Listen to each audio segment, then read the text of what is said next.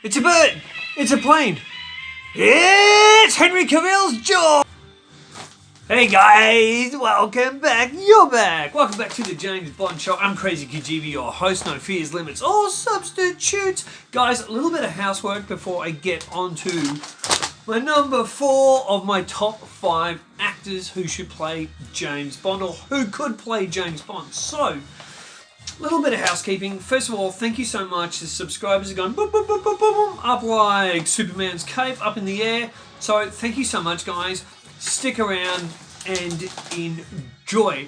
Now, for those that are new to the channel, because I've got a whole bunch of you coming on board, so I'm Krazy Kajeevie, huge James Bond fan nut, and also a massive Star Wars fan, and my full spoiler review, more like a rant, is coming very soon.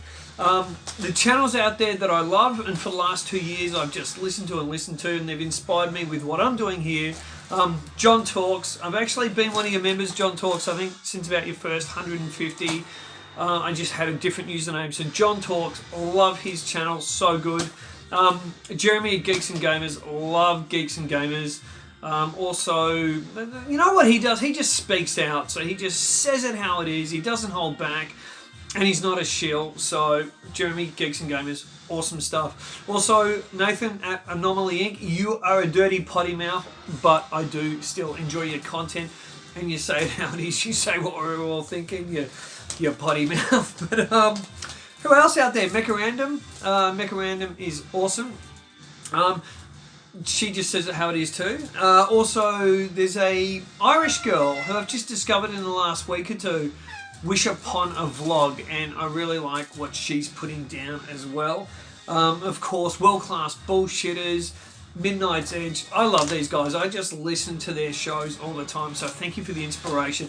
Alright, so let's get into this. And just a warning, guys, my crazy cat Mookie has entered the building, and he wants a bit of attention, so that's him making all the noise. Alright, so yesterday I did Nicholas Hoult as number 5. So today, my number 4. It's a bird. It's a plane.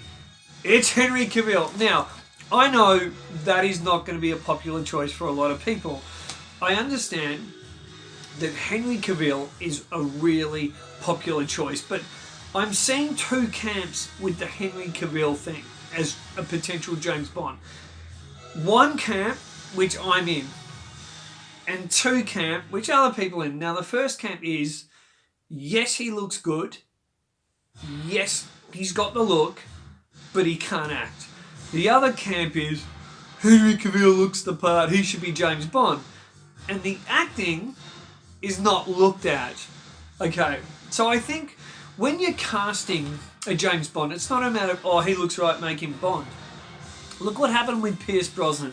Pierce Brosnan supposedly had the look, but there are camps divided on Pierce Brosnan. Even Pierce Brosnan came out and said that he wasn't happy with what he did. He can't even go back and watch his own work. And the reason Brosnan did this is, out of his own words, in interviews and the documentary Everything or Nothing, Pierce was like, ooh, now I'm going to be a movie star.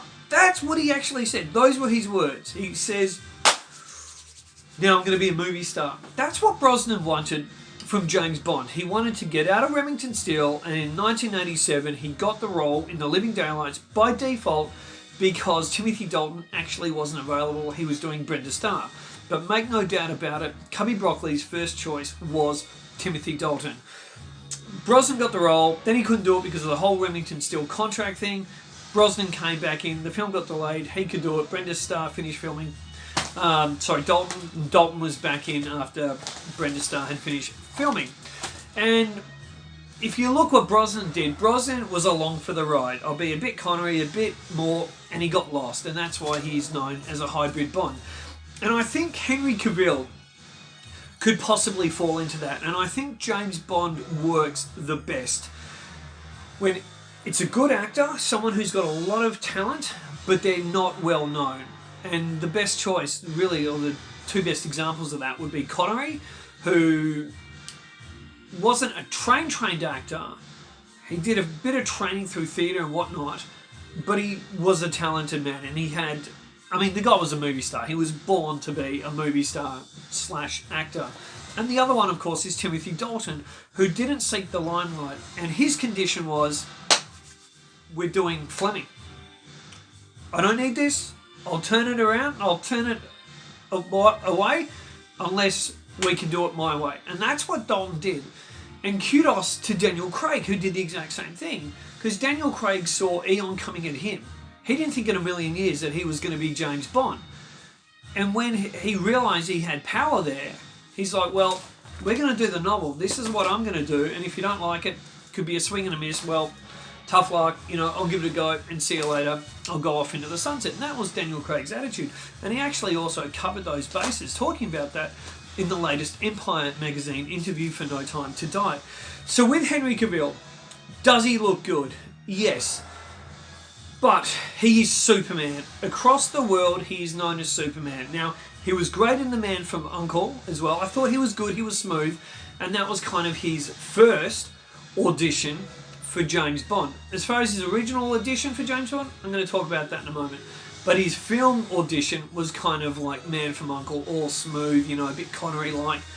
And then his second real audition that a lot of people go on about is Mission Impossible Fallout.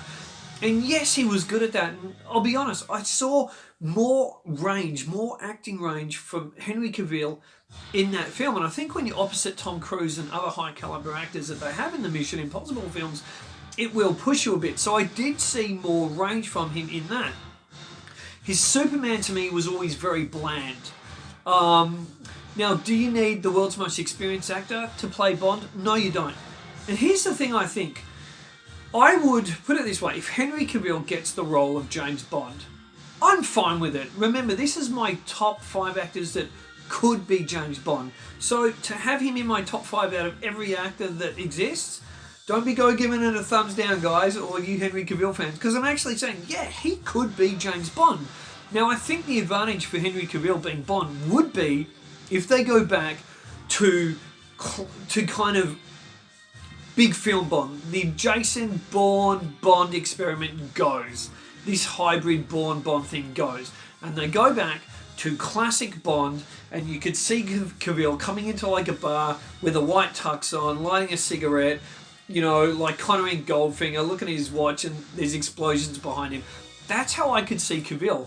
And I could see those more 60s, 70s style scripts with the humour, the double entendres and stuff like that really suiting Cavill.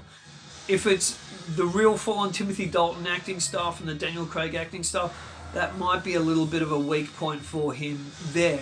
But could he play it? Yeah, absolutely. If he was cast as James Bond, I would like him kind of to buff down because he's just so massive. The jaw, I know a lot of people are probably distracted by it. He's got a dimple like Halley's Comet just smashed into his face. But he's a good-looking man. I'll tell you what, the girls are going to like him as Bond too. Superman fans will come to the cinema to see James Bond. So, yeah, I think he could be a cool movie James Bond. Would he be a Dalton or a Craig? No. But you know what? That's probably what we need. We probably need this shake-up now after such a serious, groaning time. And you've got people on Facebook, no, Henry Cavill, he's all wooden. Yeah, but the same people hate Daniel Craig. And they want Bond to go back to that kind of Connery Moore type, Brosnan type bit of fun.